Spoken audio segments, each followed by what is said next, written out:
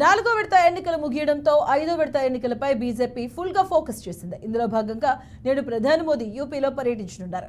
Azamgarh, Jaunpur, భదోహి, ప్రతాప్గఢ్లలో BJP నిర్వహించే బహిరంగ సభలో ప్రసంగించనున్నారు.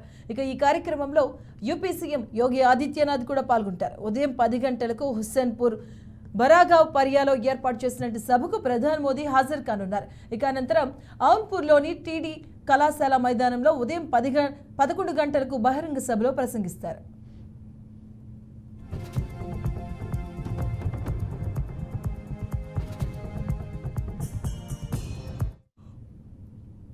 ఇక ఆ తర్వాత మధ్యాహ్నం 12:45 భదోహిలోని ఉన్స్ గ్రామంలో నిర్వహించే బహిరంగ సభలో కూడా పాల్గొంటారని బీజేపీ వర్గాలు తెలిపాయి.